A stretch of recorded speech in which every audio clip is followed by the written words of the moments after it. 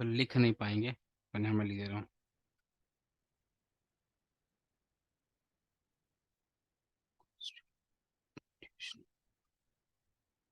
ये है ना constitutional value.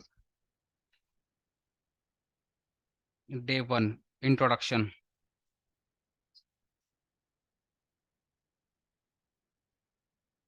Introduction day one, ठीक है।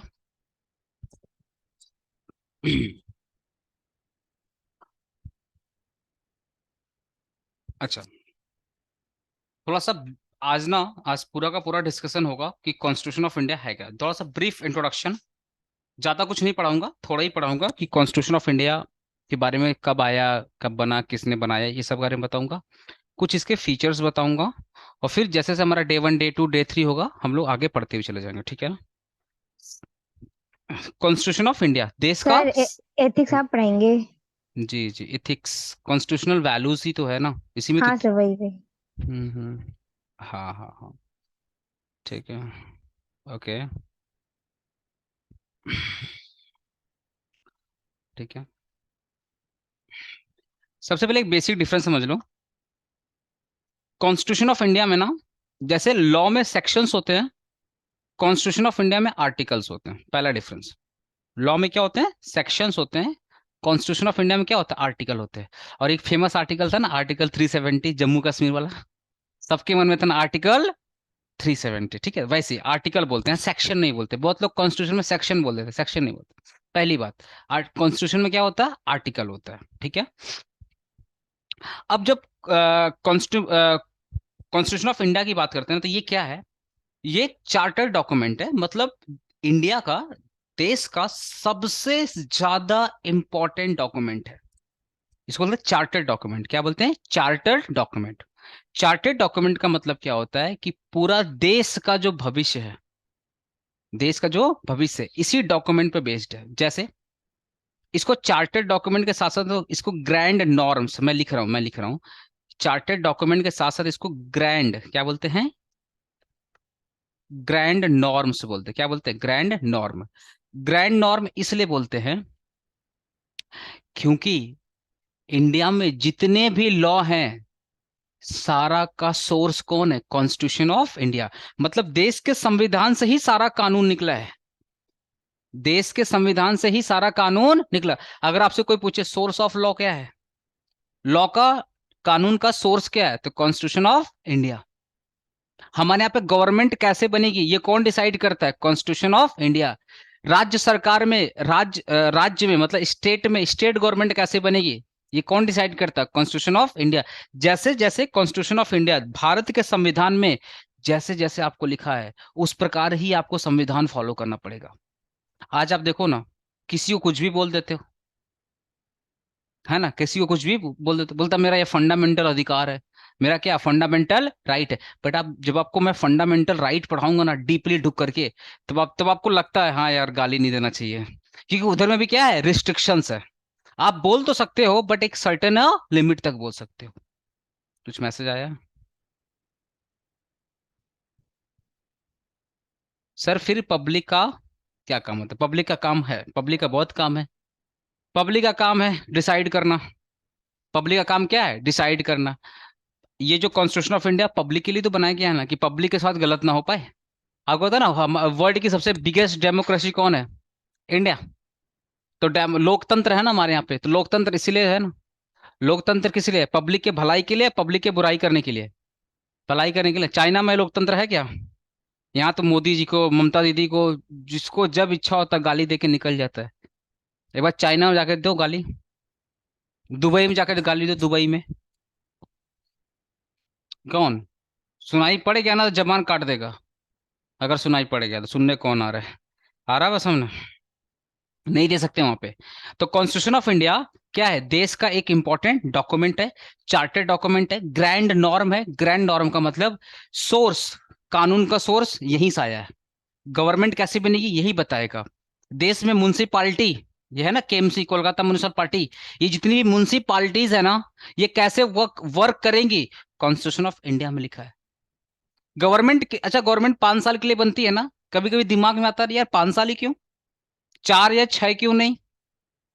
ये कॉन्स्टिट्यूशन में लिखा हुआ है कि गवर्नमेंट कितने साल की बनेगी, 5 साल की बनेगी। हमारे यहाँ पे दो दो गवर्नमेंट है ना, एक सेंट्रल में गवर्नमेंट बैठती है मोदी सरकार, और एक स्टेट गवर्नमेंट। ये बात कहाँ लिखा हुआ है? कॉन्स्टिट्यूशन ऑफ इंडिया में, देश के संविधान में लिखा हुआ है। देखो भी मैं वो बहुत हाई फाई एग्जाम्पल नहीं दे रहा हूं मैं अभी, लोकल लोकल एग्जाम्पल जो अपने लाइफ में आप सुने हो देखे हो। आसान है। हमारे यहाँ पे इंडिया में, हमारे पे इंडिया में देखो टाइम टाइम चुनाव होते रहते हैं। कभी लोकसभा का चुनाव मतलब कभी सेंट्रल का चुनाव, कभी स्टेट का चुनाव मतलब विधानसभा का चुनाव। ठीक है, कभी अपना ये ग्राम गांव में होता है ना, ग्राम प्रधान का चुनाव, गांव में मुखिया, पंचायती चुनाव मुखिया। हमारे यहाँ पे काउंसलर बोलते हैं ना कोलकाता में, काउंसलर का चुनाव। ये सब जो टाइम टू टाइम चुनाव होते रहते हैं, इलेक्शंस होते रहते हैं, ये सब कहाँ लिखा गया है? Constitution of India. मतलब देश कैसे चलेगा, देश का भविष्य क्या होगा, है ना, देश कैसे चलेगा, देश का भविष्य क्या होगा, ये सब किस पर डिपेंड करता है? उस देश के कॉन्स्टिट्यूशन पर डिपेंड करता है। इसलिए सबसे ज्यादा इंपॉर्टेंट कोई डॉक्यूमेंट है, सबसे ज्यादा कोई इंपॉर्टेंट डॉक्यूमेंट है हमारे देश के लिए, वो क्या है? हमारा कॉन्स्टिट्यूशन ऑफ इंडिया। बहुत इंपॉर्टेंट डॉक्यूमेंट है कॉन्स्टिट्यूशन ऑफ इंडिया। मतलब देश में कुछ भी हो रहा है ना, कुछ भी हो रहा है ना, लोग क्या, अच्छा देखो ना, आपने एक वर्ड सुना होगा ना कि कोई चीज बोलता है ये कर दो तो पॉलिटिशियन लोग बोलते हैं ये गैर संवैधानिक है। हिंदी बोलता है गैर संवैधानिक, मतलब ये कॉन्स्टिट्यूशन ऑफ इंडिया में नहीं लिखा गया। जो भी चीज कॉन्स्टिट्यूशन ऑफ इंडिया में नहीं लिखा गया है, क्या वो काम आप कर सकते हैं? हेलो हेलो, मैं ऑनलाइन वाले स्टूडेंट आपसे पूछ रहा हूँ, कोई भी चीज कॉन्स्टिट्यूशन ऑफ इंडिया में नहीं लिखा गया, क्या वो काम आप कर सकते हैं? नहीं कर सकते, नहीं कर सकते, नहीं कर सकते, वेरी गुड, नहीं कर सकते, कॉन्स्टिट्यूशन ऑफ इंडिया में नहीं कर सकते। मतलब कॉन्स्टिट्यूशन ऑफ इंडिया के अगर आप अगेंस्ट जाते हैं, संविधान के अगर आप अगेंस्ट जाते हैं, इसका मतलब देश के अगेंस्ट जा रहे हो। इतनी पावर है संविधान की। अगर आप संविधान को तोड़ रहे हो, इसका मतलब देश के अगेंस्ट जा रहे हो। बोलते हैं ना, एक देशभक्ति होती है और एक कौन सा वर्ड होता है? देशद्रोही। एक होती है देशभक्ति और एक होती है, अगर आप कॉन्स्टिट्यूशन को फॉलो कर रहे हैं, कॉन्स्टिट्यूशन का सम्मान करते हैं, कॉन्स्टिट्यूशन को मानते हैं, कॉन्स्टिट्यूशन के हिसाब से चलते हैं, तो आप देशभक्त हैं। और अगर आप कॉन्स्टिट्यूशन के अगेंस्ट चलते हैं तो आप क्या, देशद्रोही है। इतनी पावर रखता है कॉन्स्टिट्यूशन ऑफ इंडिया। अभी कॉन्स्टिट्यूशन ऑफ इंडिया है क्या, ये नहीं बता रहा हूँ, इसकी इसके बारे में विशेषता बता रहा हूँ। कॉन्स्टिट्यूशन ऑफ इंडिया में सर लू फोल का क्या उठाना है? नहीं, लू फोल का फायदा बाबू, ये तो लॉ में ही लिखा गया है कि अगर कानून में, सुनो एक बहुत अच्छा क्वेश्चन पूछा है, बहुत बढ़िया क्वेश्चन है शुभम का। सर लू फोल का फायदा उठाना क्या है फिर? संविधान में भी लिखा है, सुनो सुनो, संविधान में भी लिखा हुआ है और लॉ में भी लिखा हुआ है कि कहीं पर भी अगर भाई, कानून कौन बना रहा है? कानून बनाता कौन है? रोबोट या इंसान? कॉन्स्टिट्यूशन भी किसने लिखा होगा? किसी इंसान ने लिखा होगा। और इंसान से गलती गलती होना स्वाभाविक है। तो तो किस कानून में, संविधान में लू फोल होना मतलब कमी, लू फोल मतलब कमी, लू फोल होना, कमी होना स्वाभाविक है। अब तुम अगर कॉन्स्टिट्यूशन के लू फोल का फायदा उठाते हो या कानून के लू फोल का फायदा उठाते हो ना, ये भी क्या है? गैर कानूनी है। मेरा बात समझे ना? अगर कानून का, अगर कोई चीज लिखा गया है, अगर कोई चीज लिखा गया है और उसका तुम फायदा उठाते हो, फॉर एग्जाम्पल कोई चीज है, वहां पे कुछ लू फोल दिखा, आपने उसका बेनिफिट उठा लिया, तो लू फोल का भी बेनिफिट उठाना, ये भी क्या है? गैर कानूनी है, गैर संवैधानिक है। मतलब समझ रहे हो, कोई भी काम, मैंने क्या बोला, कोई भी काम आप लॉ के अगेंस्ट करते हो, संविधान के अगेंस्ट करते हो, वो सब क्या है? गैर कानूनी। हेलो, बोलो।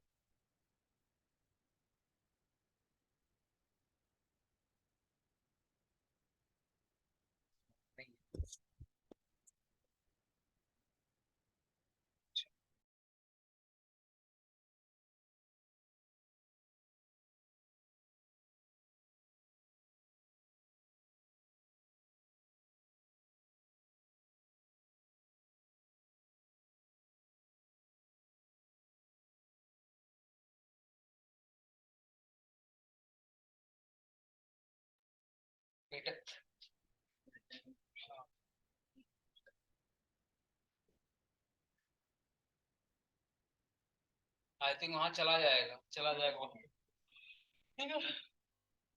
कंप्यूटर का पोजीशन में था ना एक है, उससे पूछ लेगा, वहाँ पे शायद नहीं है, लास्ट टाइम गया था वहाँ पे ऐसा कुछ नहीं था।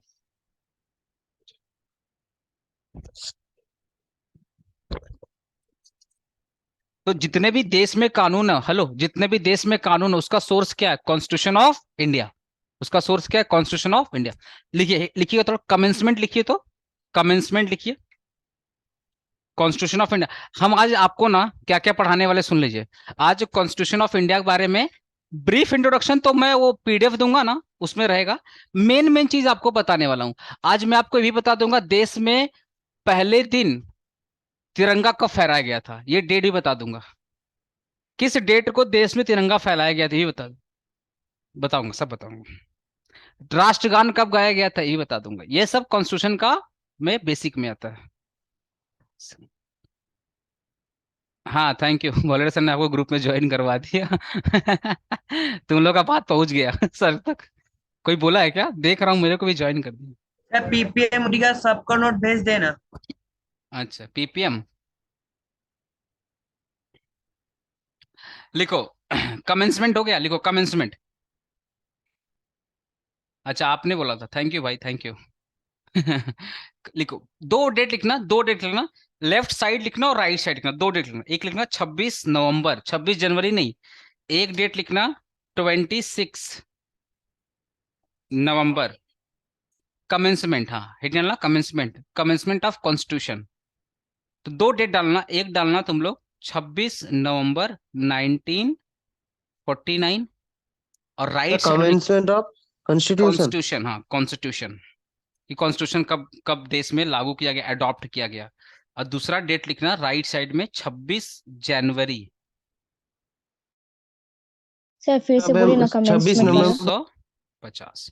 दो डेट लिखना, दो डेट है, एक है 26 नवंबर, है ना, एक है 26 नवंबर, और एक है 26 जनवरी। दोनों बस एक ही साल का डिफरेंस है। मतलब एक 1949 है, और एक क्या 1950, 1949 और 1950। हम लोग 26 जनवरी 1950 बोलते हैं ना, संविधान बन करके कंप्लीटली क्या हो गया था, रेडी हो गया था। इसीलिए हमारा जो गणतंत्र दिवस होता है वो क्या होता है, 26 जनवरी। लेकिन लेकिन आपको पता है 1950 में संविधान बन के रेडी हुआ था। लेकिन 26 नवंबर 1949 में कुछ कुछ संविधान का पार्ट देश में लागू हो गया था। कौन कौन से आर्टिकल लागू हो गए थे, बस उसका नाम मैं लिखवा दे रहा हूँ। मैंने पहले क्लियर कर दिया था ना, संविधान में सेक्शंस नहीं होते हैं, संविधान में क्या होते हैं, आर्टिकल होते हैं। तो 26 नवंबर 1949 में क्या क्या आर्टिकल हमारे देश में अडॉप्ट हो गया था, फॉलो किया जा रहा था, बस उसका नाम लिखो। लिखो आर्टिकल 5, 6, 7, 8, 9। हाँ, इसके अंदर 1949 आर्टिकल लिखना। अच्छा, ये आर्टिकल 5, 6, 7, 8, 9 क्या तुम्हारे सिलेबस में आएगा तो पढ़ा दूंगा, नहीं आएगा तो नहीं पढ़ाऊंगा। तुम्हारे सिलेबस में आएगा तो पढ़ाऊंगा। लिखो तो आर्टिकल 5, 6, 7, 8, 9। आर्टिकल 5, 6, 7, 8, 9 सब में कॉमा डाल के, है ना, फिर 60। हाँ, ये बहुत पते की बात बता रहा हूँ, जल्दी किसी को पता ही नहीं है। अच्छा, आज बताओ, मैं दो डेट बताया ना, 1949 और 1950। बहुत कम लोग जानते हैं, इसलिए तुमको बता रहा हूँ ना। लिखो, जो लिखा रहा हूँ लिखो। 26 नवंबर 1949, 26 नवंबर 1949 को कुछ कुछ आर्टिकल देश में लागू हो गए थे। ऐसे हमारे पास कितने आर्टिकल है, 395 आर्टिकल है, 395 आर्टिकल है। संविधान में कितने आर्टिकल है, 395। लेकिन 395 आर्टिकल पार्ट देखो कितने आर्टिकल है, 395 पार्ट कितने हैं 22, शेड्यूल कितने हैं 12। शेड्यूल कितने हैं 12, सब लिखवाऊंगा, डोंट वरी, सब लिखवाऊंगा। लेकिन मैं ये बताना चाहता हूं ना, आउट ऑफ 395 कुछ कुछ आर्टिकल 26 जनवरी 1950 के पहले ही देश में लागू हो गए थे। इसलिए दो डेट लिखना, पहले लिखना आर्टिकल 5, 6, 7, 8, 9 हो गया, कॉमा 60, कॉमा 324, 324 The 60 या 16. साइज 60, मैं हिंदी इंग्लिश दोनों बोल दूंगा।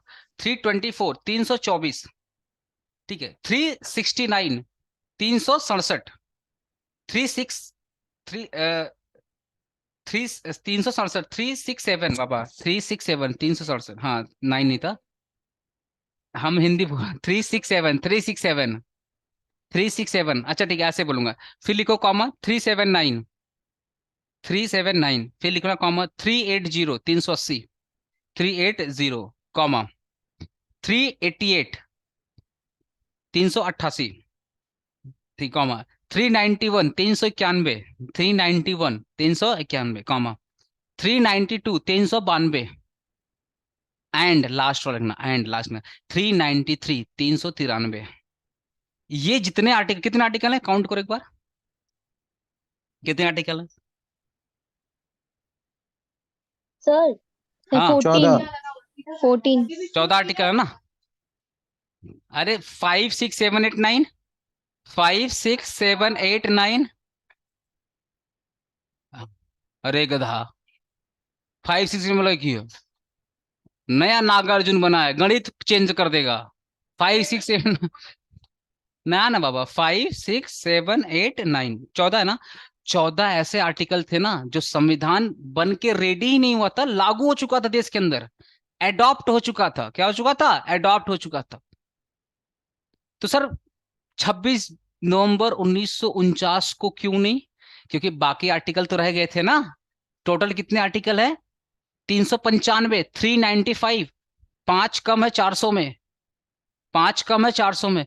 तो 400 में से अरे 395 में 14 तो बन के रेडी हो गए थे ना, या 14 बन के रेडी भी हो गए थे और लागू भी हो गए थे, लेकिन कंप्लीट तो हुआ नहीं। तो 26 जनवरी 1950 में ना सारे आर्टिकल देश के ऊपर क्या हो गए थे? लागू हो गए थे। इसलिए हम लोग 26 जनवरी एंजॉय करते, गणतंत्र दिवस एंजॉय करते, क्योंकि इसी दिन हमारा संविधान बन करके कंप्लीटली रेडी हो गया था।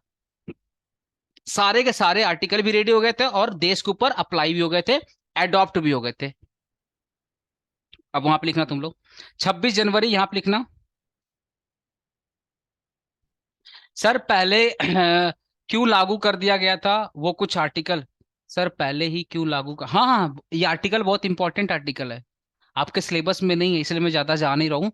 ठीक है, नेक्स्ट क्लास में अगर आप बोलोगे ना तो मैं एक लिस्ट बना के ला दूंगा समरी करके कि 5 में क्या था, 6 में क्या था। ठीक है, तो ये काफी इंपॉर्टेंट थे। आपने एक वर्ड देखो ना, ठीक है, आपने एक वर्ड सुना होगा ना कि 379 वाला एक वर्ड था, अरे 370 वाला वर्ड सुना था, देखना यहाँ पे 370 नहीं है, नहीं वो बाद में आया था, उसका कहानी बाद में बताऊंगा। ठीक है, हाँ वो लिस्ट बता दूंगा तुम लोगों को क्यों ऐसा हुआ। मतलब बस समझो, अगर ये सुनो सुनो, अगर ये आर्टिकल 1950 के पहले लागू होते, इसका मतलब ये बहुत जरूरी आर्टिकल रहे होंगे तभी लागू कर दिया गया। ठीक है ना, तो धीरे धीरे पढ़ेंगे, अभी तो इंट्रो पार्ट चल रहा है ना, धीरे धीरे हम लोग ढुकेंगे तो पढ़ते चले जाएंगे। ठीक है, यहाँ पे लिख सर लेना। 370, सर 370 का लिखना पड़ेगा। नहीं नहीं आया नहीं, इसमें नहीं बाबू, उसमें है 1950 वाला लिखना। लिखो रेस्ट लिखो, यहाँ पे लिखा था rest of the article, rest of the article, rest of the article, मतलब 26 जनवरी 1950 के बाकी आर्टिकल आ गए थे। 26 जनवरी 1950 को बाकी आर्टिकल बन करके रेडी या आ चुके थे। ठीक है। अब ये था कितना, ये पॉइंट नंबर 1 था ना, कमेंसमेंट, कॉन्स्टिट्यूशन का कमेंसमेंट क्या, तो 2 डेट है ना कॉन्स्टिट्यूशन कमेंसमेंट का, लेकिन सबको तो पता है 26 जनवरी, लेकिन आप तो पढ़ाई करो, आपको पता होना चाहिए। हाँ 26 जनवरी को हमारा संविधान बन करके रेडी हो गया था, ये बात सही है।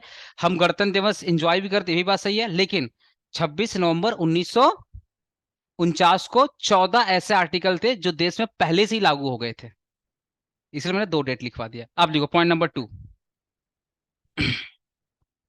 National flag, national flag adopted, उसका डेट लिख लेना। नेशनल फ्लैग मतलब देश में पहले दिन तिरंगा कब फहराया गया था, मतलब ये नेशनल फ्लैग डे। हाँ सेकंड पॉइंट बाबा, सेकंड पॉइंट देखो तो national flag, national flag adopted, arrow डाल के लिखना, एरो डाल के लिखना। 22 जुलाई, 22 जुलाई, 22 जुलाई 1947,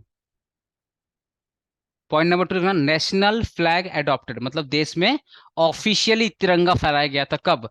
22 ज, जु, हाँ 22 जुलाई, अरे 22 ना बाबा, 22 जुलाई 1947, 1947 है ना, पहले हाँ देख रहे हो ये तिरंगा फहरा दिया गया था। 15 अगस्त को देश आजाद हुआ था। ये लोग कुछ ज्यादा जल्दी में थे, पहले खा रहे थे। अच्छी बात है।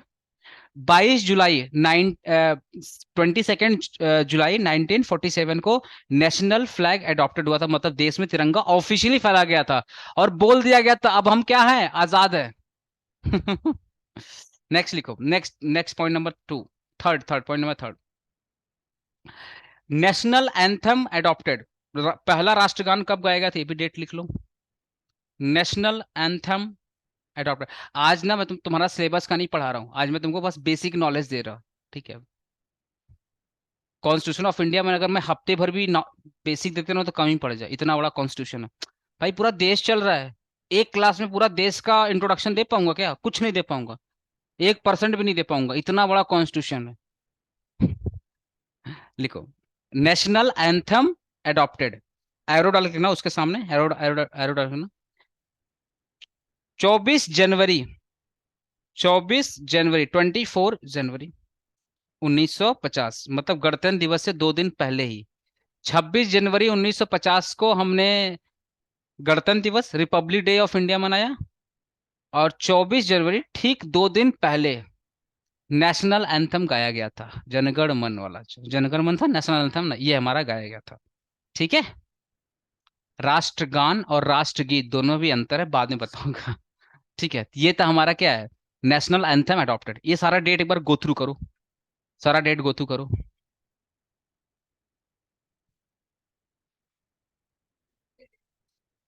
हम्म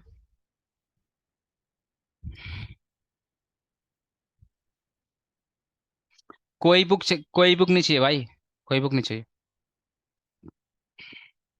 अच्छा, ये वाला एक बार रिवीजन करो, इसमें एक आर्टिकल काफी इंपॉर्टेंट है, आर्टिकल 393, देखना काफी इंपॉर्टेंट है ना। उसके बारे में भी कुछ बताऊंगा, पहले तुम लोग एक बार डेट को रिवीजन कर लो, एक बार डेट को रिवीजन कर लो।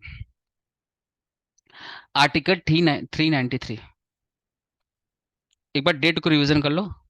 आर्टिकल 393,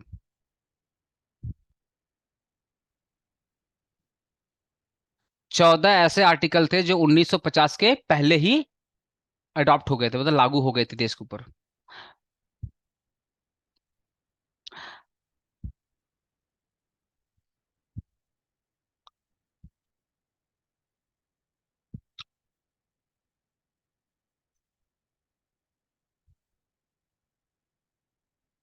ठीक है, हो गया।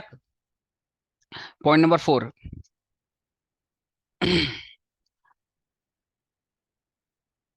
Article 393, 393, 393, explain short title, explain short title. Short title मतलब नाम क्या होगा। तो आर्टिकल 393 में ये बोला गया है कि this constitution may be called the constitution of India. हम लोग बोलते हैं ना भारत का संविधान, तो भारत का हमें क्या लगता है, आर्टिकल 1 में बोला गया होगा कि ये क्या है, भारत का संविधान। आर्टिकल 1 में नहीं बोला गया। आर्टिकल सोचो कितना कितना लेट, आर्टिकल 393 में ये लिखा गया है कि this constitution is called constitution of India. ये संविधान क्या है, भारत का संविधान कहलाया गया। नहीं पता था किसी को। लिखो, आर्टिकल अकॉर्डिंग टू आर्टिकल 393। ठीक है, अच्छा तुम लोग क्या लिखे हो, एक बार मैं कंफ्यूज हो, क्या लिखे हो तुम लोग। 393 आर्टिकल एक्सप्लेन, हाँ आर्टिकल 393 एक्सप्लेन शॉर्ट टाइटल, ठीक है, comma, as per as per this article, as per this article, as per this article, this constitution, as per this article, as per this constitution, as per this article, as per this article, comma, this constitution, as per this article, comma, this constitution may be called, may be called. अभी कुछ लोग confusion होगा, जिसका अंग्रेजी बहुत तगड़ा होगा, sir ये तो मे बी है, मतलब ये ऑप्शनल आ गया। अभी हाँ इसके, हाँ हमको पता था तुम लोग लंदन रिटर्न है, वो तो अंग्रेजी पढ़ता था तुम लोग, बताते हैं अभी तुम लोग बारे में। This constitution may be called as the constitution of India, as the constitution of India लिख लो, फिर मैं समझाता हूं ऐसा क्यों बोला गया।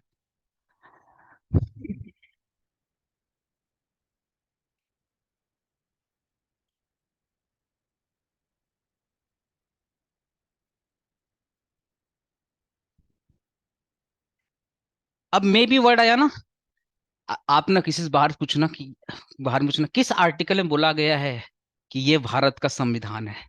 किसी को नहीं पता, सब बोलेंगे 1 या 2 में बोला गया होगा, स्टार्टिंग में यही बोला गया, लेकिन नहीं, सबसे लेट में बोला गया, 1903 में बोला गया।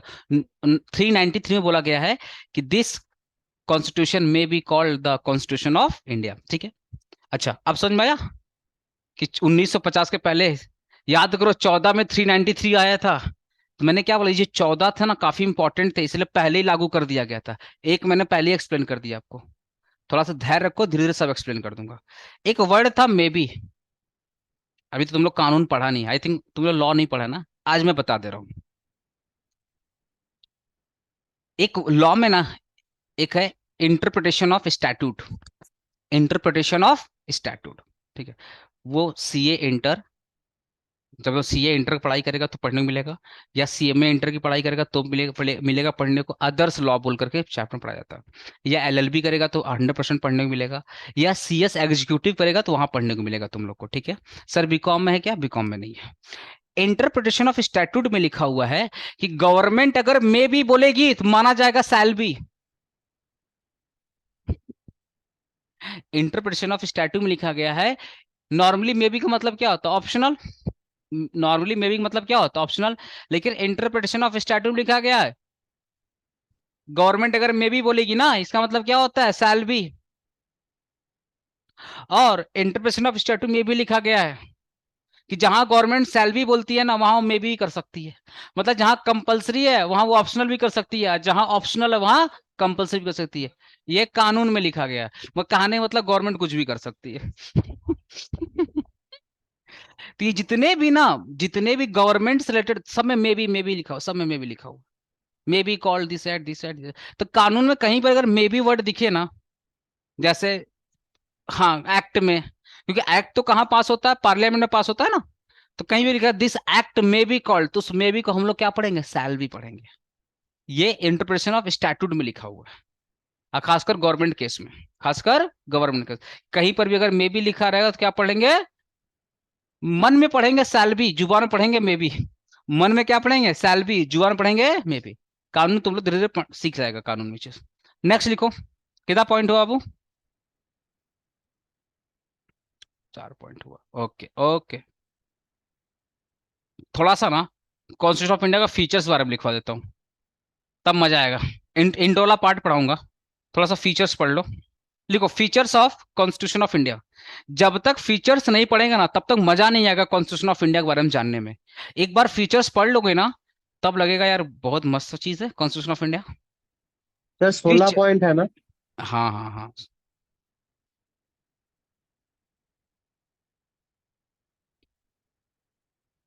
16 पॉइंट से भी ज्यादा है। 16 पॉइंट तो बुक में लिखा है, तुमको कैसे पता 16 पॉइंट बाबू? नहीं, कॉलेज में लिखा है। कॉलेज में लिखवाया है ना, हाँ 16 पॉइंट है, और उससे भी ज्यादा है, पर 16 पॉइंट काफी फेमस है, कॉलेज में यही मिलेगा। चलो लिखो, हाँ पहले लिखो, हाँ। पहले लिखो। लिखो लेंथिएस्ट, लेंथ होता है ना, या लॉन्गेस्ट लिख सकते हो ना, लॉन्गेस्ट रिटन कॉन्स्टिट्यूशन, पहला पॉइंट। खाली पॉइंट लिख लो, बाद में नोट नोट दे दूंगा ना, तो उसमें एक्सप्लेनेशन आ जाएगा। ठीक है, longest written constitution, longest written constitution. अच्छा ये लास्ट क्वेश्चन है, ठीक है, features of constitution. Next class में, मैं भी आज रेडी नहीं था, पीडीएफ बनाना है ये सब में, क्योंकि अचानक से सर बोले पढ़ाने के लिए। मेरा बात समझो ना, अचानक से सर फोन किए, थोड़ा पढ़ा दीजिए। हम लोग ठीक है, हम तो इसी फ्री में रहते हैं, पढ़ा देंगे। नेक्स्ट लिखो, drawn from various source, drawn from various source, drawn from various source. Point number third, rule of law. फटाफट लिखिएगा तुम लोग, क्योंकि एक्सप्लेन करने में टाइम लगेगा मेरे को। रूल ऑफ लॉ, ठीक है। नेक्स्ट लिखो, federal system with unitary bias. हाँ, federal system with unitary bias.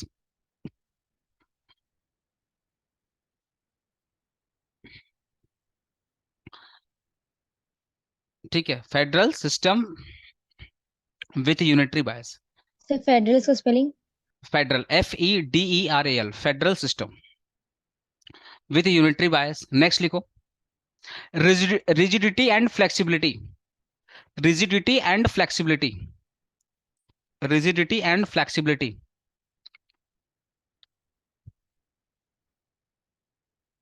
Flexibility, हाँ, हमारा कॉन्स्टिट्यूशन रिजिड भी है और फ्लेक्सिबल भी है, बताऊंगा इसका मतलब क्या हुआ। Rigidity and flexibility. नेक्स्ट लिखो, parliamentary form of government. Parliamentary form of government.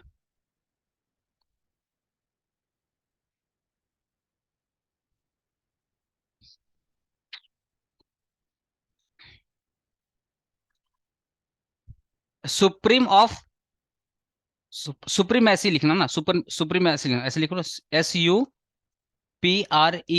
SUPREMACY, हाँ, supremacy. Supremacy of judiciary, JUDICARY, judiciary, हाँ। नेक्स्ट लिखो, integrated and independent judiciary.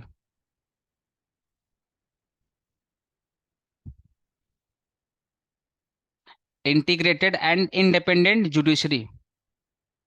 Hmm. Sir integrated. And independent judiciary, ठीक है। नेक्स्ट लिखना, fundamental right. हाँ हाँ, fundamental right. फिर लिखो फंडामेंटल ड्यूटी।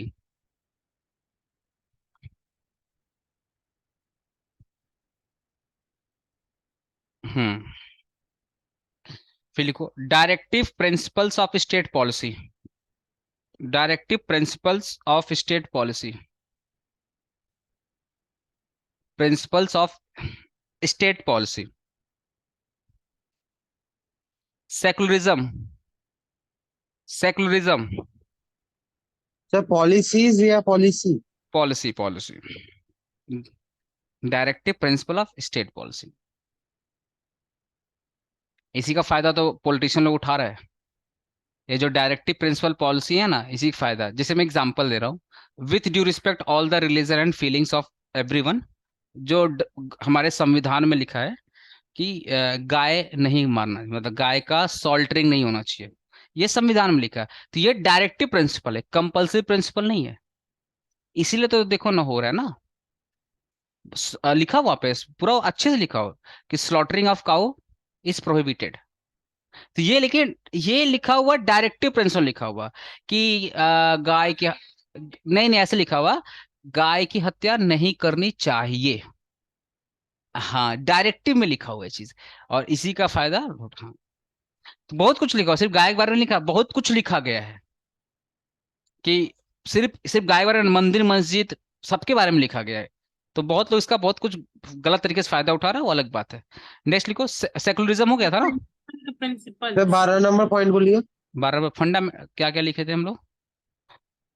अच्छा, directive principles directive of state, principles of state policy. उसके बाद वाला। उसके directive principle of state policy बाद क्या लिखा है बाबू? Secularism, secularism. सिंग स्पेलिंग। हाँ, सेकुलरिज्म से लिख लो। हम बोलते हैं ना इंडिया एक सेकुलर देश है, नहीं सुना है? ये होगा सेकुलरिज्म। अरे लोग बोलते हैं ज्यादा सेकुलर ना बनो, इसका मतलब समझता है? सेकुलर का मतलब क्या हो, जो कि हमारे यहाँ पे कोई भी, हाँ, समान, मतलब कोई भी धर्म जाति पे कोई भेदभाव नहीं है, हम सारे धर्म को मानते हैं, सम्मान करते हैं, दैट इज सेकुलरिज्म। जो सारे धर्म को माने, सेकुलरिज्म। ठीक है, नेक्स्ट आगे, अभी अभी फीचर्स में बताऊंगा, ठीक है। नेक्स्ट लिखो, सिंगल सिटीजनशिप हो गया। Single citizenship,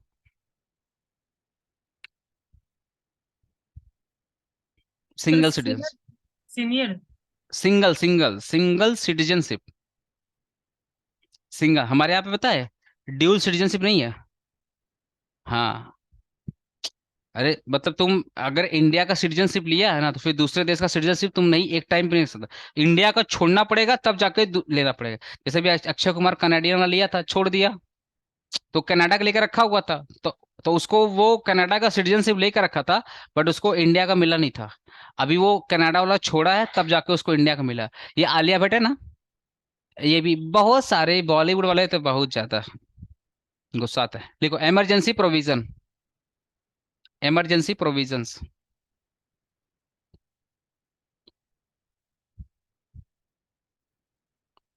three tier government. हम्म।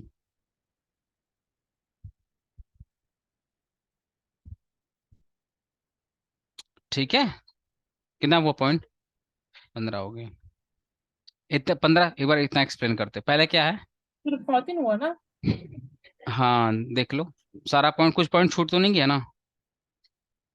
ठीक है, एक मैं एक पॉइंट पे पॉइंट। तो नहीं। अच्छा ठीक है, एक पॉइंट देख लेते बाद में। पहला क्या है, लेंथिएस्ट रिटर्न कॉन्स्टिट्यूशन या लॉन्गेस्ट रिटर्न। हमारा जो संविधान है ना, वर्ल्ड का सबसे बड़ा संविधान है। ऐसा क्यों? क्योंकि जब जब अच्छा तुम बताओ, देश आजाद हुआ था 1947 में। कब आजाद हुआ था? 1940, 15 अगस्त, 15 अगस्त 1947 में। तो सर इतना टाइम क्यों लग गया? क्योंकि जब हमारा संविधान लिखा जा रहा था ना, तो हम देश विदेश के हर एक देश के संविधान को पढ़े, और हर एक देश के संविधान में जो अच्छी अच्छी बातें थी ना, सारे चीज को हमने ला करके अपने संविधान में डाल दिया, इंटीग्रेट कर दिया। इसीलिए हमारा संविधान सबसे बड़ा संविधान है पूरे वर्ल्ड में। क्योंकि एक तो 200 साल 250 साल के बाद आजादी मिली थी, तो हम ये नहीं चाहते थे कि अब हमारे यहाँ पे कोई अत्याचार हो। अब बताओ, अगर अंग्रेज चले गए, अंग्रेज के बाद अगर गवर्नमेंट भी आकर अत्याचार करती, तो लोग यही बोलते हैं ना, देश आजाद करके फायदा क्या हुआ? इससे अच्छा अंग्रेजी लोग ठीक थे। इसीलिए जब संविधान लिखा जा रहा था ना, हर एक चीज पे, हर एक बारीकी बारीकी, छोटी छोटी चीज पर भी, छोटी छोटी चीज पर भी ध्यान दिया गया था। तो ये लोग क्या किए ना, देश विदेश के जितने भी संविधान है, हर एक कंट्री का अपना संविधान है ना, हर एक कंट्री का जो संविधान है, सब पढ़ा, सब कुछ अच्छे से पढ़ा, और वहां पे जो जो अच्छा मिला, सबको लेकर के इंडिया के संविधान में डाल दिया गया। इसलिए सबसे बड़ा संविधान है। हमारे संविधान में लगभग हर एक देश की चीज आ जाती है। इसलिए तो हमारी इकोनॉमी क्या है, मिक्स्ड इकोनॉमी, पढ़े हो ना? हमारी जो इकोनॉमी क्या है, मिक्स्ड इकोनॉमी, कि गवर्नमेंट का भी रोल रहेगा और प्राइवेट सेक्टर का भी रोल रहेगा। इसलिए है क्योंकि हमारा कॉन्स्टिट्यूशन ही ऐसा है, हर एक देश से थोड़ा थोड़ा करके लाया गया है। जिस देश में जो जो अच्छी बातें थी, सबको उठा करके ला दिया गया। इसलिए सबसे वर्ल्ड का सबसे बड़ा संविधान है, सबसे बड़ा संविधान है। और डिफरेंट, एक ही कंट्री का कॉपी नहीं किया गया, बहुत सारे कंट्री से लेकर लाया गया। पाकिस्तान चोर चट्टा तो है ही है, उ, उ कुतेरा हम लोग का कॉपी कर लिया। वो भी मतलब कॉपी, चलो कॉपी भी ढंग से नहीं कर पाया। अरे कम से कम हम लोग का संविधान कॉपी कर लिया होता, तो कम से कम वहां की पब्लिक तो ठीक से काम रहती। कॉपी भी किया तो भी ढंग से नहीं किया, क्या बोले उसको, वो कुछ नहीं। उससे पाकिस्तान को देख के लगता है बेटा तुमसे ना हो पाएगा। गुस्सा आता है उसको देख करके। नेक्स्ट क्या है पॉइंट, ड्रॉन फ्रॉम, बताया ना, ये जो संविधान है किसी एक सोर्स से नहीं लाया गया, डिफरेंट डिफरेंट कंट्री का संविधान उठाया गया, और उनके संविधान में जो अच्छी अच्छी बातें थी, उनको लाया गया, अपने संविधान में लिखा गया है। इसलिए जब संविधान लिखा गया था ना, लगभग 3 साल लग गया था लिखने में। अभी मैं डेट लिखाऊंगा, अभी संविधान लिखने में कितना दिन लगा था ना, अभी मैं वो दिन लिखवाऊंगा। बस समझ लो, अप्रोक्स 3 साल, 3 साल लग गया संविधान लिखने में। तुम लोग एक दिन में लिख नहीं पाता है। लगभग बोल तो रहा हूं, आता भी है सही तो इसमें इन्हें कसम। बहुत बढ़िया। बोल रहे हैं ना कि जो संविधान है, संविधान को लिखने में कितना टाइम लग गया? 3 साल, लगभग 3 साल लग गया था। पूरा 3 साल नहीं, कुछ दिन बाकी रह गया था, इतना टाइम लग गया था। इसीलिए सबसे बड़ा, और वेरियस सोर्स से लाया गया है, हर एक जगह से संविधान को लाया गया। मतलब जिस देश में जो जो अच्छी बातें थी ना, पकड़ के लाकर लिखना स्टार्ट। क्लियर हुआ?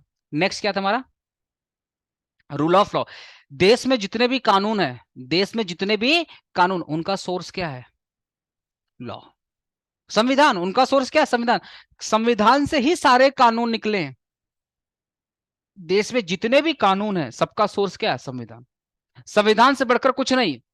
कभी आपसे अगर कोई पूछे देश बड़ा है संविधान, हमेशा बोलेगा संविधान बड़ा है, क्योंकि संविधान है तो देश है।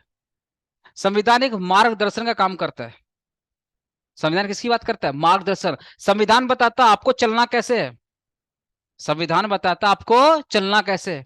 अगर संविधान ना रहे तो देश भी ना रहे, फिर हो गया कुत्ते बिल्ली की लड़ाई चालू। हाँ, हमारा संविधान खूबसूरत खूबसूरत बात बताए हमारे संविधान का। हमारे संविधान की इतनी खूबसूरत बात है, इतनी सारी गवर्नमेंट होते हुए भी, इतनी सारी गवर्नमेंट देखो ना, बहुत सारी गवर्नमेंट है ना, स्टेट गवर्नमेंट, फिर स्टेट के अंदर देखो ना पंचायत है, म्युनिसिपालिटी है ना, ये सब गवर्नमेंट है ना। इतनी गवर्नमेंट होने के बाद भी यूनियन के पास सबसे ज्यादा पावर है। मतलब स्टेट गवर्नमेंट को बोला तुम भी गवर्नमेंट हो, तुम्हारे पास ही पावर है, और यूनियन को बोला तुम भी गवर्नमेंट है, तुम्हारे पास पावर है। इतना खूबसूरत तरीके से पावर को डिस्ट्रीब्यूट किया ना, शक्ति को इतना खूबसूरत तरीके से डिस्ट्रीब्यूट किया कि यूनियन सारे गवर्नमेंट को जोड़ कर रखा, सारे गवर्नमेंट को अपने पास लेकर रखा है। आप हमारा संविधान पढ़े नहीं, जब आप पढ़ोगे तो आपको समझ में आएगा कितना खूबसूरत से डिफाइन किया गया संविधान। इतनी गवर्नमेंट देखो ना, ऐसे समझो ना, मोदी जी मेन राजा, बाकी सब राजा। एक मेन राजा बाकी राजा को कंट्रोल करके रखा हुआ है, और बाकी राजा को ये भी फील नहीं हो रहा कि हम राजा नहीं है। ममता दीदी को फील होता हम गवर्नमेंट है, लेकिन इस गवर्नमेंट के ऊपर भी एक गवर्नमेंट बैठा के रखा है, वो इनको कंट्रोल करेगा। इतना खूबसूरत तरीके से पावर को डिफाइन किया गया, तो ये संविधान में ही है। नेक्स्ट लिखो। तो सोर्स ऑल ऑफ क्लियर है ना, कि देश में जितने भी कानून है कहां से निकले हैं? देश में जितने भी कानून कहां से निकले हैं? Constitution of India. नेक्स्ट है बाबू, federal system with unitary bias. हमारा इंडिया क्या है? इंडिया क्या है बताओ सर? इंडिया की देश है, हमको ही पता है, अरे कुछ नया बोल। इंडिया एक फेडरल कंट्री है। इंडिया क्या? लिख लो लिख लो लिख लो लिख लो लिख लो लिख लो। इंडिया क्या है? इंडिया नोट बोल के लिख लो ना, India is a federal country.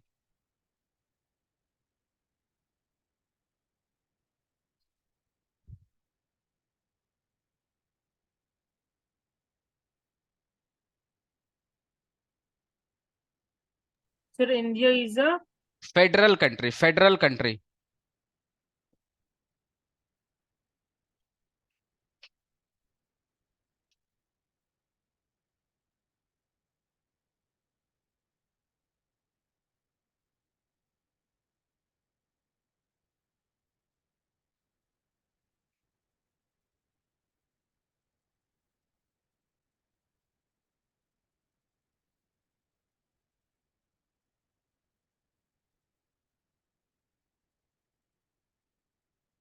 बोले तो फेडरल कंट्री मतलब इंडिया का, इंडिया एक फेडरल कंट्री, इसका मतलब क्या हो?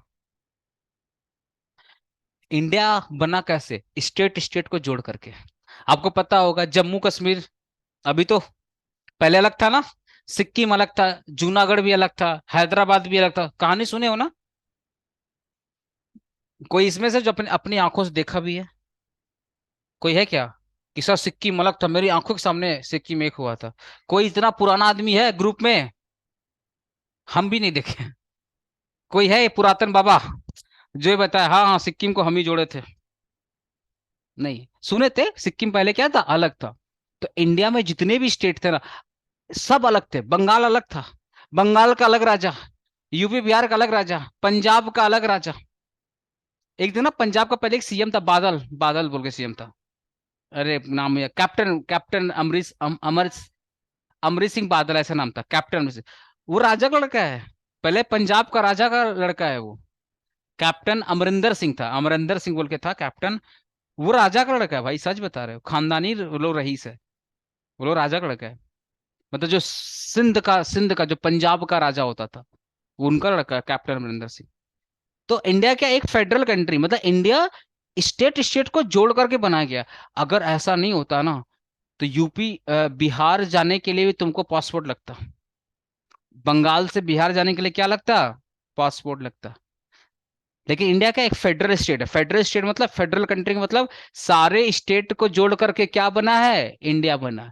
यूएस का नाम सुना, यूनाइटेड स्टेट। यूनाइटेड स्टेट भी क्या एक फेडरल फेडरल कंट्री है। सारे बहुत सारे स्टेट जोड़कर, हाँ हाँ लगभग 50 स्टेट के आसपास है, जोड़ करके यूएस बना है। तो इंडिया भी क्या है? इंडिया पहले अलग अलग था, बंगाल का राजा अलग। ये सारे राजा लोग ना आपस में बहुत जलते थे। ये सिक्किम का राजा, जूनागढ़ का राजा, हैदराबाद का राजा, पंजाब का राजा, ये सब आपस में लड़ाई लड़ाई करते रहते थे। तो जब, हाँ, जब ये अंग्रेज लोग तो इसी का फायदा उठाए ना। एक्चुअल में अंग्रेज लोग किसका फायदा उठाए? इसका फायदा उठाना। बिहार का राजा बंगाल के राजा को पसंद नहीं करता था, बंगाल का राजा बिहार के राजा को पसंद नहीं करता था। हर एक राजा एक दूसरे का दुश्मन था। अंग्रेज लोग इसी का फायदा उठा ले गए ना। यूनिटी नहीं था ना, इसी तो फायदा उठा ले गए ना। फायदा तो इसीलिए उठा गए, एक को सपोर्ट कर दूसरे को मार दिए। उनके पास टेक्नोलॉजी थी, उनके पास टेक्नोलॉजी थी। जैसे मान लो बंगाल को बोले ठीक है बिहार को उड़ा देते हैं, हाँ उड़ा दो। जब बिहार को उड़ा दिए तो इनको बोले तुमको उड़वाने में मदद किए, कुछ दे दो हमको। थोड़ा थोड़ा करते करते करते अंग्रेज पर बहुत पैसा आ गया। फिर अंग्रेज ने इन लोग खाना स्टार्ट कर दिया। फिर बाद में इन लोग को बोला अब तुम लोग निकलो, हो गया कंट तुम लोग का आविष्कार।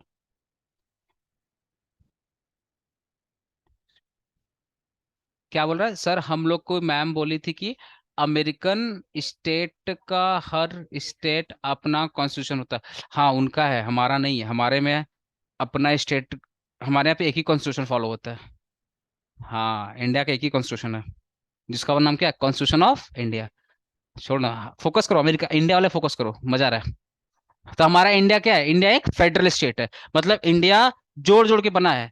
हर एक स्टेट पहले आपस में क्या थे? अलग थे। और इनको जोड़ने काम किसने किया? जो नाम बता देगा बोलो, कौन नाम बताएगा? नहीं, सारे स्टेट को जोड़ने काम किसने किया था? गाइस सारे स्टेट को जोड़ने काम किसने किया था?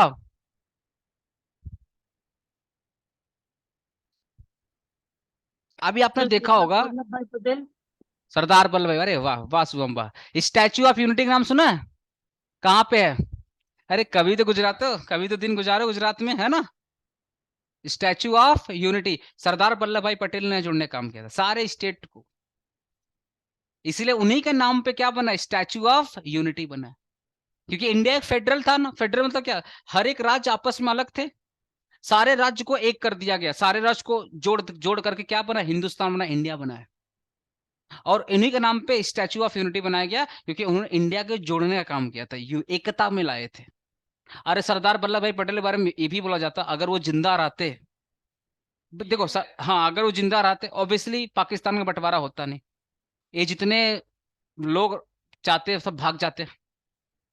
तो ये स्टोरी बाद में बताऊंगा कभी।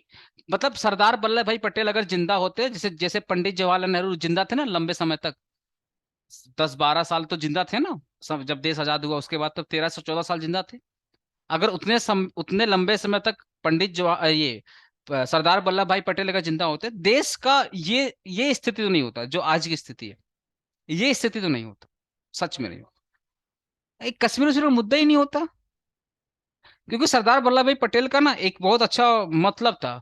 वो किसी भी जैसे वो मान लो बंगाल के राजा के पास आए, बंगाल के राजा के पास आए तो उनके पास पता क्या बोलते थे? वो एक एक हाथ पर डॉक्यूमेंट लेकर आते थे, एक हाथ पर डॉक्यूमेंट लेकर आते थे कि इस हाथ पे ये डॉक्यूमेंट लो।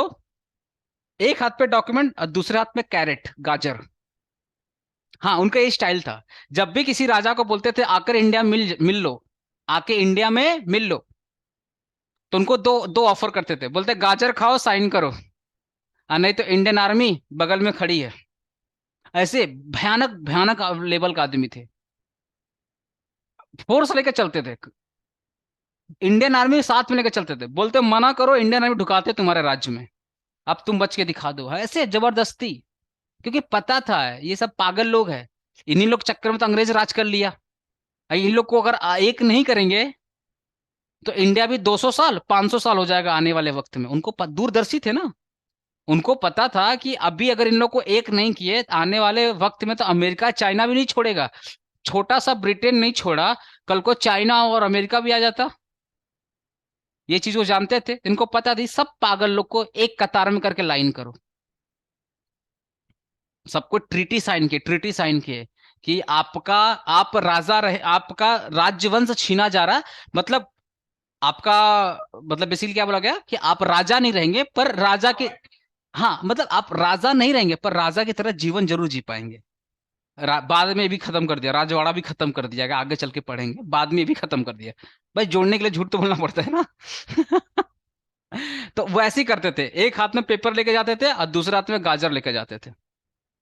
गाजर, हाँ, बोले गाजर खाओ साइन करो। और जो नहीं मानता था भाई, इंडियन आर्मी बुला के जो कुटवाते थे उन लोग को, मजा आता था। हाँ, ऐसे ही जूनागढ़ हैदराबाद सुना होगा, हैदराबाद का राजा इंडिया में नहीं मिलना चाहता था। अरे जो अरे असुद्दीन अवैसी है ना, उसके पिताजी, ये जो अवैसी बोल के जो पार्टी है, ऑल इंडिया मुसल, और कश्मीर में तो नहीं नहीं, ये हैदराबाद वाला। हाँ हाँ, AIM बोल के था ना, असुद्दीन का पापा राजा था पहले। वो दाढ़ी वाला हाँ, तो। दाढ़ी वाला बोला नहीं, इंडिया में नहीं मिलेंगे, पाकिस्तान में जाके मिलेंगे। अच्छा, इंडियन आर्मी, हाँ, उधर वो क्या किया ना, वो करने लगा, अत्याचार करना स्टार्ट कर दिया हैदराबाद के लोगों पे। सरदार वल्लभ भाई पटेल जो आर्मी को बोले, जाकर इंडियन आर्मी जो कूटी है उसको, भयानक कूटा हैदराबाद में पूरा।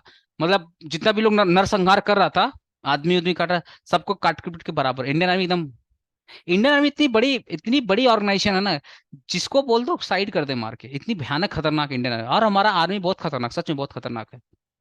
हमारे आर्मी के पास एक्सपीरियंस बहुत, हम पूरे वर्ल्ड में ना सबसे ज्यादा अगर एक्सपीरियंस है इंडियन आर्मी के पास है लड़ाई करने का। अमेरिका बोलता है हम लड़ाई करते हैं, ढंग के घर के दिखाए ना कोई। आ- हमारी जो आर्मी के पावर ना, हमारे आर्मी के पास एक्सपीरियंस बहुत ज्यादा, हम बहुत युद्ध लड़े हैं अपने, मतलब आर्मी, इंडियन आर्मी का अगर हिस्ट्री उठा के देख लो ना, आजादी के बाद ही देखो कितने युद्ध लड़े हैं हम, बहुत युद्ध, हमारे 200-300 साल हमारी आर्मी युद्ध लड़ती हुई, हमारे पास जो एक्सपीरियंस है ना, कि हम किसी को भी हरा सकते, इतनी पावर हमारे इंडियन आर्मी। इंडियन आर्मी गई हैदराबाद, निजामगढ़ में, निजाम का जो राजा था, हाँ, कूटी बढ़िया से, फिर लास्ट में हैदराबादी क्या आ गया, इंडिया में आ गया। ऐसे ही करते थे लोग, इसलिए स्टैचू ऑफ यूनिटी आया। तो इंडिया क्या एक फेडरल स्टेट है, समझ में आया ना, कि हर एक राज्य, पॉइंट बोला एक बार फेडरल स्टेट वाला।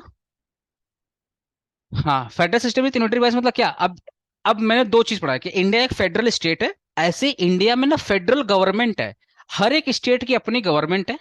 हर एक बिहार की गवर्नमेंट अलग है, यूपी गवर्नमेंट अलग, बंगाल की गवर्नमेंट अलग, पंजाब, ये हो गया फेडरल गवर्नमेंट। लेकिन इस फेडरल गवर्नमेंट में भी एक बॉस है, जो है हमारी सेंट्रल गवर्नमेंट। एक फेडरल गवर्नमेंट में क्या है, एक बॉस है जिसका नाम क्या है, सेंट्रल गवर्नमेंट।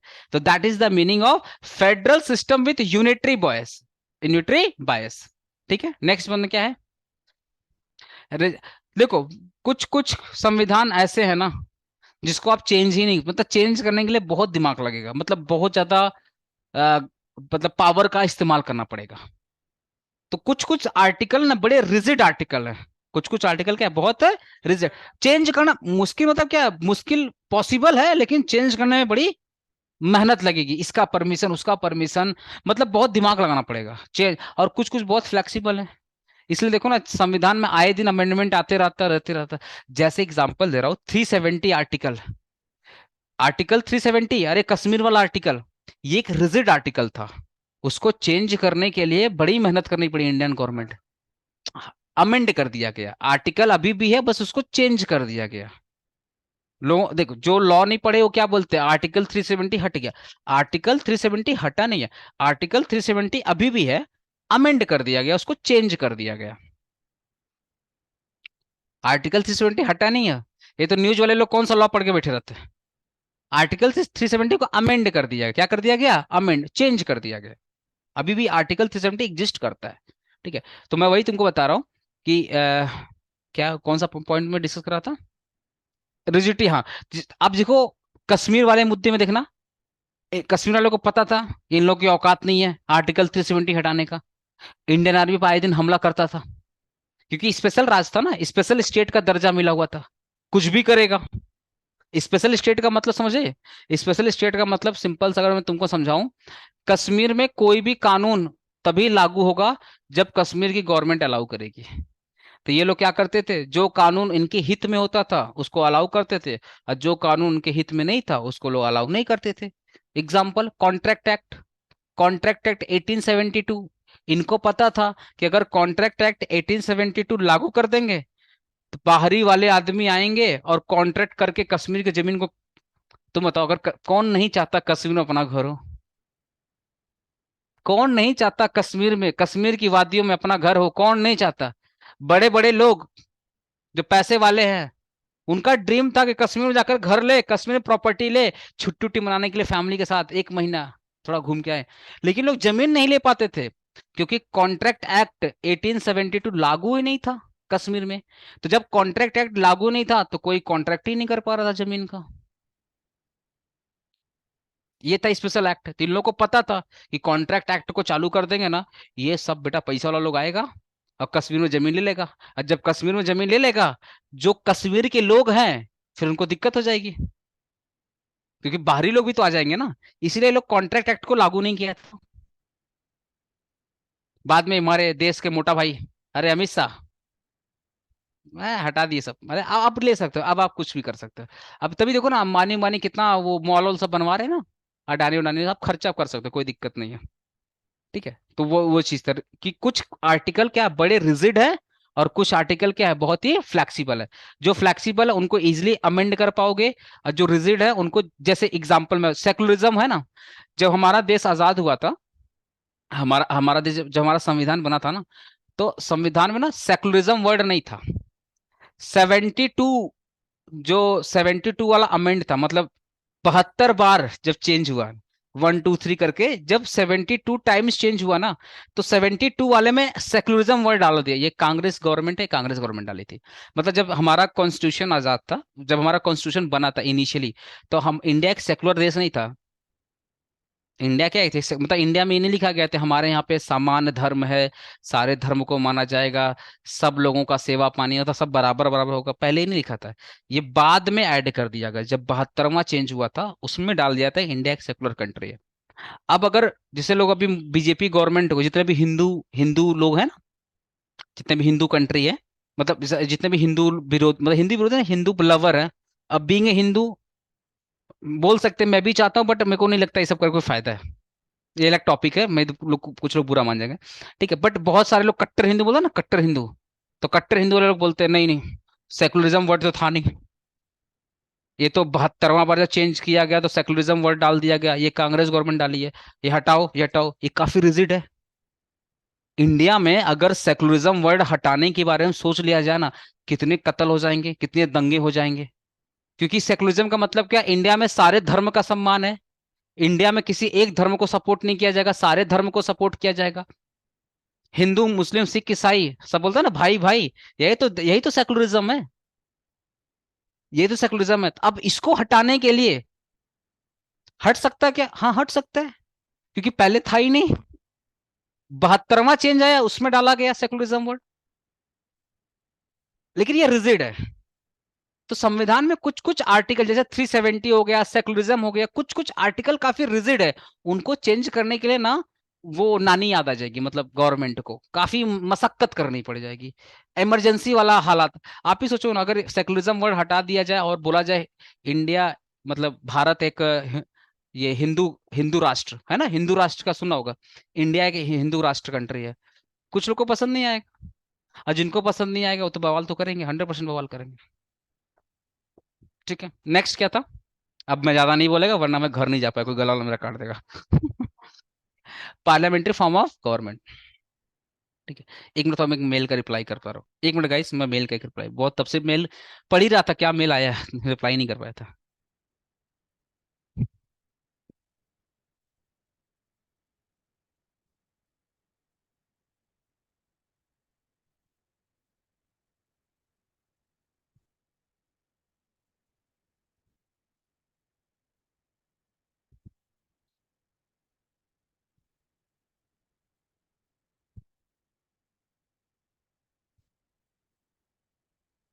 अच्छा हाँ, आ जाओ, चलो क्या था टॉपिक बताना, पार्लियामेंट्री फॉर्म ऑफ गवर्नमेंट। अच्छा, ये जितने भी गवर्नमेंट वाले, जितने भी गवर्नमेंट बनती कहाँ से बनती, पार्लियामेंट बनती है ना। अरे भाई, ये जितने भी गवर्नमेंट लोग कहाँ, अच्छा आपने सुना ना, आपने विधायक, एमएलए सुना ना, member of legislative assembly, assembly भी तो क्या पार्लियामेंट ही तो है। अरे एमएलए, आपने सुना ना, सांसद का नाम सुना, सांसद, एमपी क्या बोलते हैं, मेंबर ऑफ पार्लियामेंट। तो ये जो पार्लियामेंट ही तो गवर्नमेंट बनाती है ना, ये जितने भी सांसद हैं, ये प्रधानमंत्री, सब कहाँ बैठते हैं, देश के पार्लियामेंट बैठते हैं। तो पार्लियामेंट भी अपने आप में क्या है, गवर्नमेंट है। तो हमारे जो पार्लियामेंट में ही सारे कानून कहाँ से पास होते हैं, पार्लियामेंट, मैक्सिमम जितने भी देश में बड़े बड़े कानून है सब कहाँ से पास होते हैं? पार्लियामेंट से पास होते हैं। तो ये हो गया पार्लियामेंट्री फॉर्म ऑफ गवर्नमेंट, ठीक है, कि सारे गवर्नमेंट बेसिकली पार्लियामेंट से ही जुड़े हुए हैं, पार्लियामेंट से ही बड़े बड़े कानून निकलते हैं। आगे और मैं डिस्कस करूंगा इसके बारे में, अभी थोड़ा थोड़ा थोड़ा थोड़ा बेसिक। नेक्स्ट क्या था? सुपरमेसी। हमारे यहाँ पे सुप्रीम कोर्ट है ना, अब यही तो देश बचा कर, सुप्रीम कोर्ट ही देश, एक चीज सच बता रहा हूँ, तुम लोग आई डोंट नो एग्री करोगे नहीं करोगे, सुप्रीम कोर्ट ही देश बचा के रखा है। चाहे कांग्रेस हो, चाहे बीजेपी, चाहे कोई गवर्नमेंट हो, सब लुटेरी पार्टी है, सब है। हम आप लड़ते हैं ना बीजेपी गवर्नमेंट के नाम पे, बीजेपी कांग्रेस, ये सुप्रीम कोर्ट ही है। और सुप्रीम कोर्ट के पास ऐसा पावर है ना, जो सुप्रीम कोर्ट का जज है उसके पास इतनी पावर है ना कि मोदी जी से क्वेश्चन अगर करेगा ना तो मोदी जी को बोलना पड़ेगा। राफेल वाला केस में हुआ था ना, राफेल केस में मोदी जी को सुप्रीम कोर्ट में बुलाया गया था। मोदी जी कौन? देश के प्रधानमंत्री, प्रधानमंत्री को कटघरे में खड़ा कर दिया गया था और ये पूछा गया था ये राफेल वाला मामला क्या है, ये राफेल में जो चोरी चमारी तुम लोग किया है क्या, बताओ तो, हिसाब दो तो। देश का सुप्रीम कोर्ट, देश का सुप्रीम कोर्ट देश के प्रधानमंत्री को कटघरे में खड़ा कर दिया। ये पावर है कॉन्स्टिट्यूशन ऑफ इंडिया का। इसको क्या बोलते हैं बेसिकली? सुप्रीमेसी ऑफ जुडिशरी, कि देश में एक सुप्रीम कोर्ट होगा, उससे बड़ा कोई नहीं है। दूसरा नाम क्या है? Supreme court. इससे बड़ा कोई कोर्ट, अगर सुप्रीम कोर्ट में तुमको न्याय नहीं मिला ना, अब देश में तुमको कोई न्याय, अगर तुमको देश के सुप्रीम कोर्ट में न्याय नहीं मिला ना, फिर किसकी औकात ही नहीं तुमको न्याय दिला दे। That is the meaning of superseding of judiciary. Next क्या था?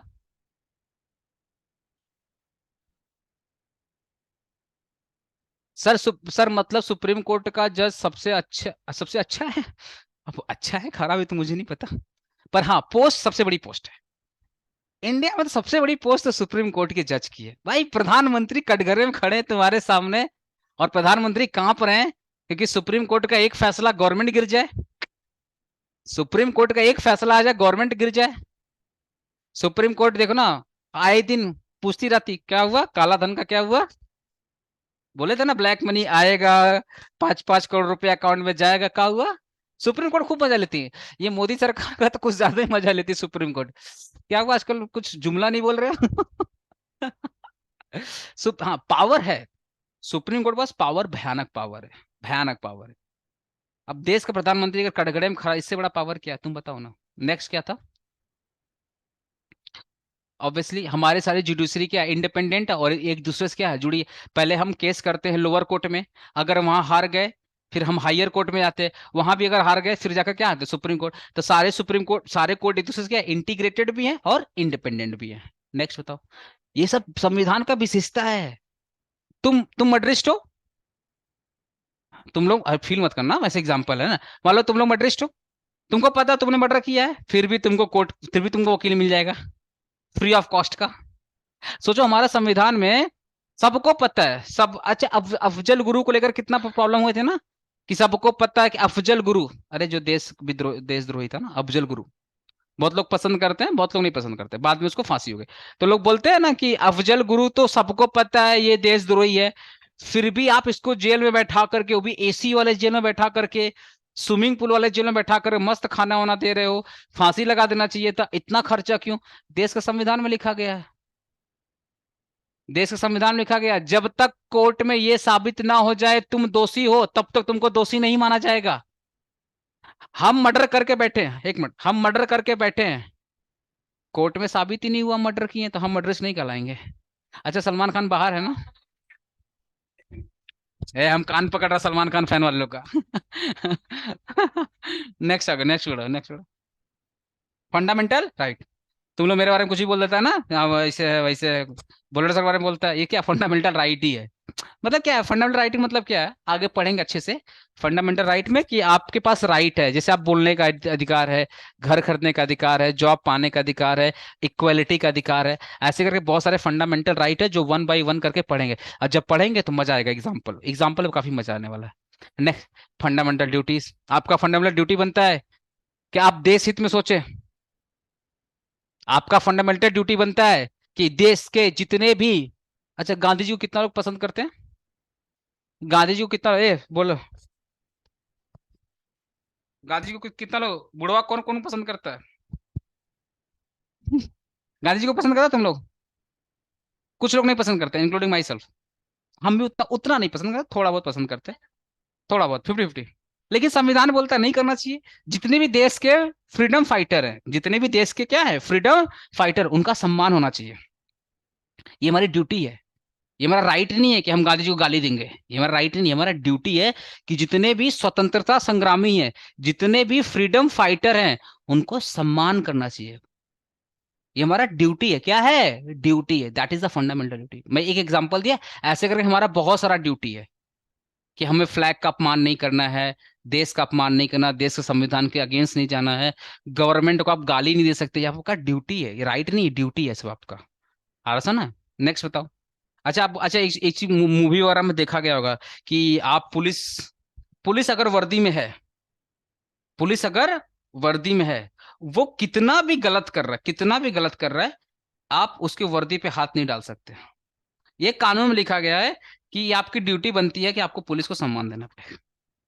पुलिस पुलिस गलती किया है, पुलिस ने आपको डंडा मारा है, गाली दिया है, इंसल्ट किया, कोई बात नहीं, हमारा संविधान बोलता है ना, उसकी जॉब जाएगी, कोर्ट में लेके जाओ, कोर्ट में लेकर जाओ, प्रूफ करो कि उसने तुम्हारे साथ गलत किया।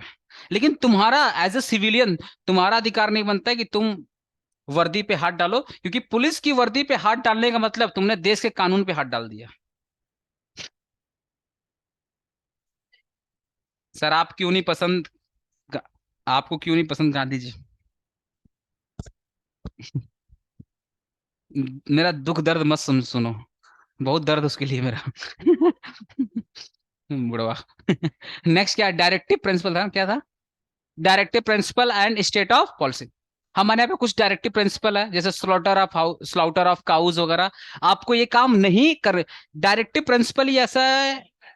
हाँ ऐसा लिखा है आपको नहीं करना चाहिए, ऑप्शनल डाल दिया कि नहीं करना चाहिए मेरे हिसाब से, ऐसा ऑप्शनल डाल दिया डायरेक्टिव प्रिंसिपल। क्यों नहीं हो सकता? हम आए दिन संविधान चेंज होता है, क्या 370 नहीं चेंज हुआ? नेक्स्ट बोलो, क्या बोलो?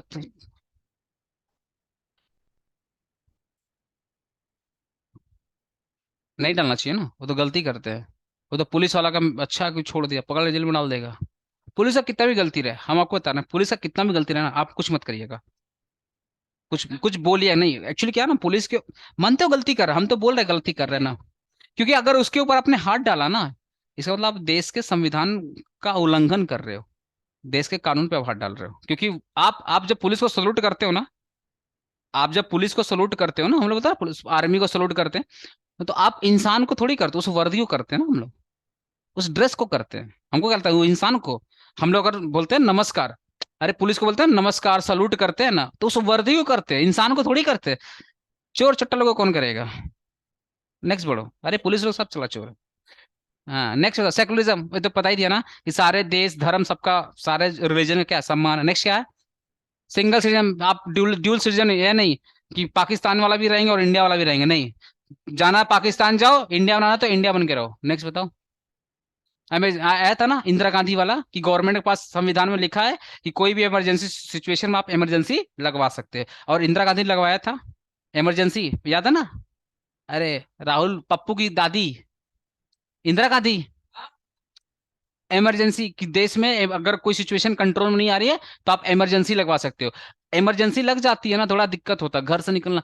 इमरजेंसी मतलब कर्फ्यू टाइप का, मतलब इमरजेंसी क्या होता है ना, जैसे कि अगर 4 लोग एक साथ में बैठ के बातचीत भी कर रहे हैं ना, वो, हाँ ये समय भी इमरजेंसी है, और इमरजेंसी लगने में बड़ी तकलीफ हो जाती है, बाप रे बाप।